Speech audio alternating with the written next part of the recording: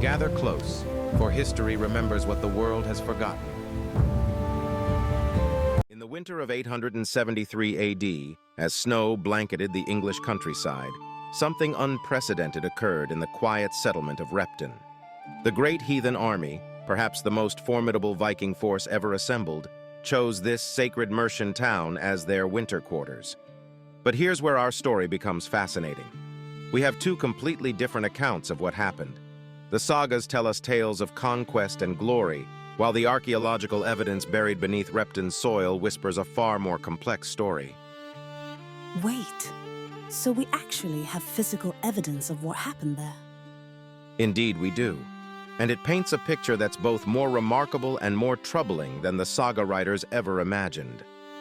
To understand what transpired during those dark winter months, we must first grasp the sheer magnitude of what the Great Heathen Army represented. This wasn't just another Viking raiding party. Beginning in 865 AD, contingents of Norse warriors from Denmark, Norway, and even Sweden had united under a confederation of leaders with one goal: the conquest of England. The sagas name legendary figures like Ivar the Boneless, Halfdan Ragnarsson, and Ubba among their leaders. Whether these were their real names or merely titles earned through conquest, we may never know. For 8 years, this army had carved a bloody path through English kingdoms. York had fallen, East Anglia was conquered, Wessex had paid tribute. By 873, they controlled more English territory than any foreign force before or since. But armies must rest, and winter in 9th century England was no time for campaigning. So they just picked Repton? Randomly?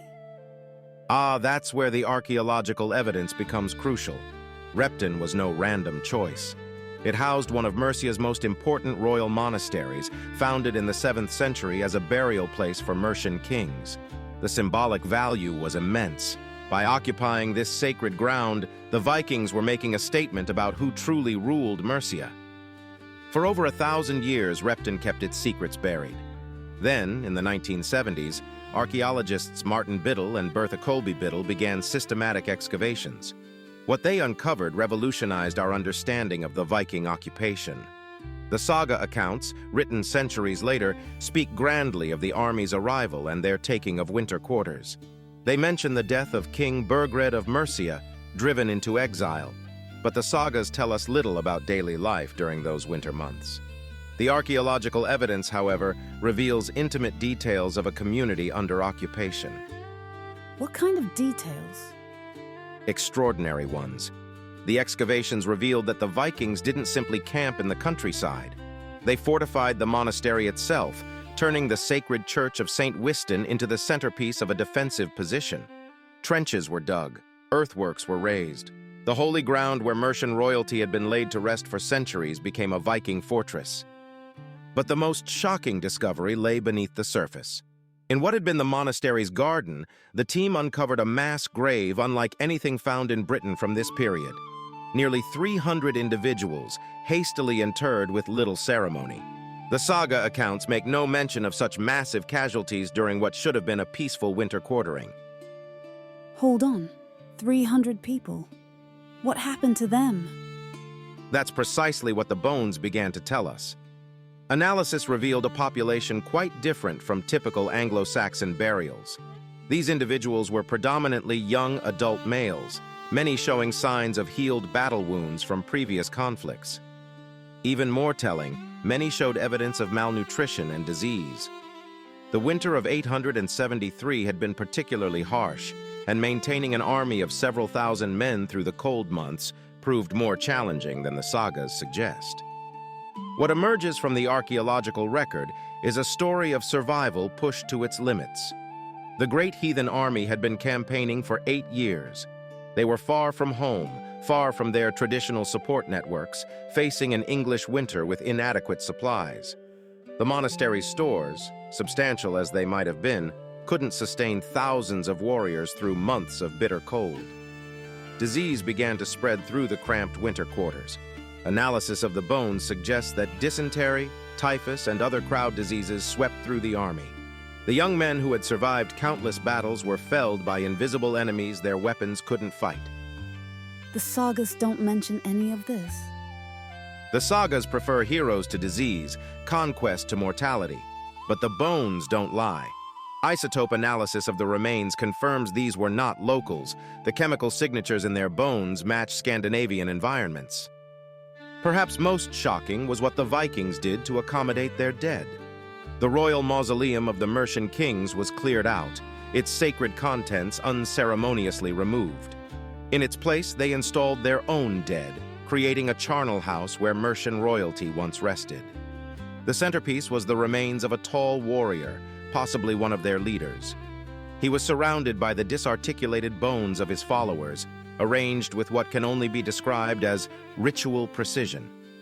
This wasn't mere convenience, it was a deliberate act of spiritual conquest. By claiming the most sacred burial space in Mercia, the Vikings were asserting dominance not just over the living, but over the very souls of the kingdom.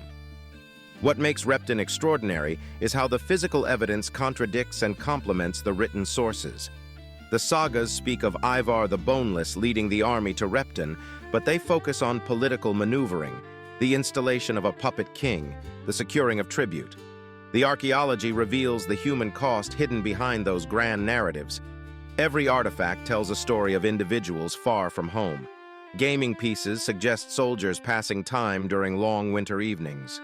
Weapons show evidence of repeated sharpening and repair. These weren't ceremonial pieces, but working tools of professional warriors. Even their jewelry tells stories, hack silver chopped into pieces for payment, suggesting an economy under stress. Wait, they were cutting up their own jewelry to pay for things? Precisely. When you're that far from home for that long, even the wealthiest warriors run short of ready currency. The archaeological evidence suggests the Great Heathen Army was operating on increasingly thin margins by the winter of 873. But Repton's most haunting mystery lies in how the Vikings treated their dead. The arrangement of remains in the mausoleum follows no known Viking burial practice. Instead, it seems to blend Norse traditions with something far more unusual. Some scholars suggest influence from the Rus, Vikings who had traveled the eastern rivers and encountered Byzantine burial customs. Others point to possible contact with steppe nomad practices. The truth is, we simply don't know why they chose this particular method of honoring their dead. What we do know is that it required significant effort and planning. Someone with authority directed this elaborate mortuary program. The central burial, that tall warrior, was clearly of immense importance to warrant such treatment. Beyond the dramatic burials, the archaeology reveals intimate details of daily life during the occupation. The Vikings adapted monastery buildings for their own use, creating workshops and living spaces.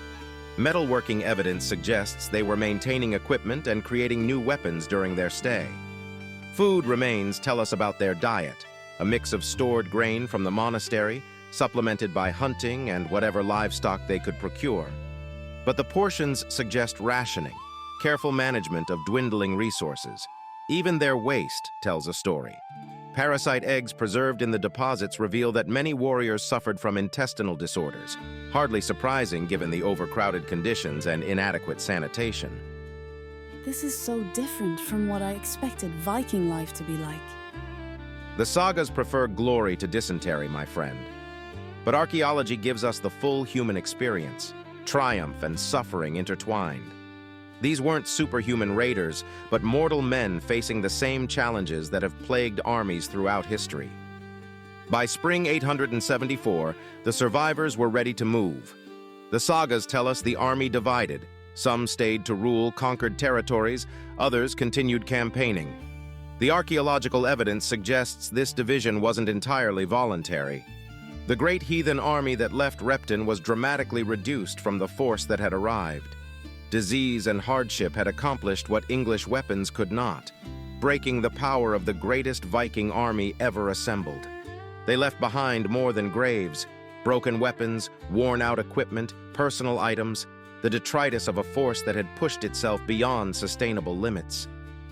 The monastery of Repton never fully recovered. The sacred burial ground had been desecrated, the community scattered. Yet somehow, the detailed arrangement of Viking remains was left undisturbed. Perhaps local knowledge preserved the location out of fear or respect.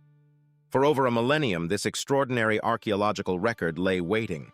The stories passed into legend, filtered through saga and chronicle until truth and myth became inseparable.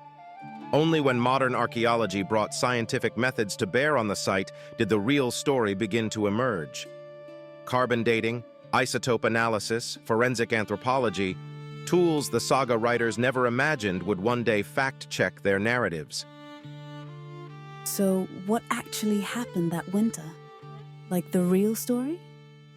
The real story is more complex than either the sagas or early archaeological interpretations suggested. The Great Heathen Army did successfully occupy Repton and use it as winter quarters. They did establish control over Mercia and install their puppet ruler. But victory came at a cost the saga writers preferred to ignore. This wasn't a glorious winter of feasting and planning future conquests.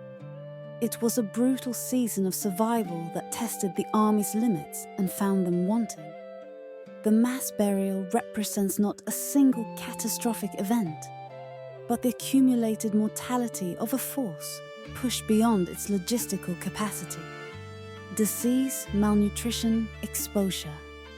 The invisible enemies that have always been the true killers of armies. The elaborate bone arrangements in the mausoleum suggest the Vikings recognized this mortality as significant, perhaps even sacred. They invested considerable effort in creating a memorial that would endure, transforming a Christian holy site into something uniquely their own. Modern osteological analysis continues to reveal new details about these long-dead warriors. Stress markers on the bones suggest many had been professional fighters from a young age. Healed fractures tell stories of survived battles across years of campaigning. But the most telling evidence lies in their final months. Growth arrest lines in teeth and bones reveal periods of severe nutritional stress. These men had been hungry before, but the winter of 873 pushed them to the breaking point. Isotope signatures in their bones track their movements. Some had travelled from as far as northern Norway, others from Denmark. Yet here they lay together, united in death, as they had been in their final campaign.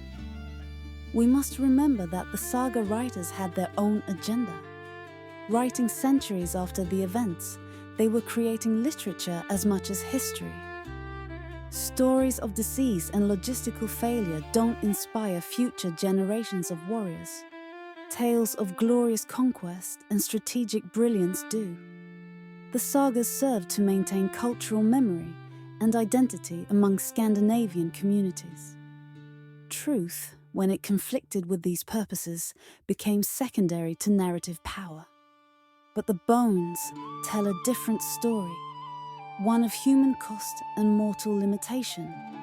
They remind us that even the mightiest armies are composed of mortal men, subject to the same biological constraints that affect us all. The detective work continues today. New techniques reveal previously unknown aspects of the Viking occupation. Environmental archaeology reconstructs the climate and landscape of 873 AD. Each layer of soil contains information about daily life during those crucial months. Seeds and pollen reveal what plants grew in the monastery gardens. Chemical analysis of soil samples can detect the presence of large numbers of people and animals.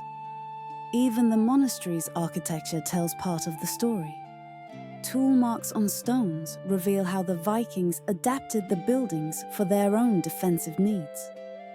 Wear patterns on floors show traffic patterns during the occupation. It's amazing how much we can learn from things people left behind without meaning to. Indeed, and that's what makes Repton so remarkable. Every generation of archaeologists has found new questions to ask of the evidence. The bones that seem to tell a simple story of winter mortality now reveal complex patterns of ritual behavior and cultural adaptation. The mass burial may represent not just practical disposal of the dead, but a sophisticated response to unprecedented mortality. How do you honor 300 warriors when you're far from home with limited resources? The answer appears to be innovation, creating new traditions adapted to extraordinary circumstances. This adaptability may have been the Vikings' greatest strength. When traditional approaches failed, they improvised. When familiar resources weren't available, they found alternatives. Even in death, they refused to simply accept defeat. The winter at Repton teaches us that even the most successful military forces operate within constraints. Logistics, disease, and morale can defeat armies that seem invincible in battle. The Great Heathen Army's experience prefigures countless later military disasters where victory was undermined by overextension. But it also reveals remarkable human resilience. The army that left Repton, though depleted, continued campaigning. Some stayed to establish kingdoms that would endure for generations. The archaeological evidence suggests they learned from their winter of hardship. Today, Repton appears peaceful, a quiet English village with little hint of its dramatic past. The monastery ruins stand as heritage monuments, interpreted for visitors who come seeking picturesque English history. Few realize they're walking over one of Britain's most significant archaeological discoveries. The bones themselves rest now in museum collections, still yielding new information to advancing scientific techniques. Each advance in analytical methods reveals previously hidden details about these long-dead warriors. DNA analysis may eventually tell us more about their individual origins and relationships, but perhaps the most important legacy lies not in scientific data, but in the humanization of history. The warriors buried at Repton cease to be mythical saga heroes and become recognizable as people, young men far from home, facing challenges they couldn't have anticipated when they first set sail for England. In the end, the Great Heathen Army's winter at Repton reminds us that behind every historical event lie individual human stories, tales of courage and suffering, adaptation and loss. The sagas preserve the glory, but archaeology recovers the humanity. Together, they give us a more complete picture of what it meant to live through one of the most dramatic periods in English history. The bones beneath Repton's soil have finally told their story, not of glorious conquest, but of the price paid by mortal men pursuing immortal dreams. Our story ends here, but the echoes of the past continue. Your voice guides where we travel next. Leave a comment with the events or figures you'd like to explore, and subscribe to join this growing fellowship of medieval storytellers.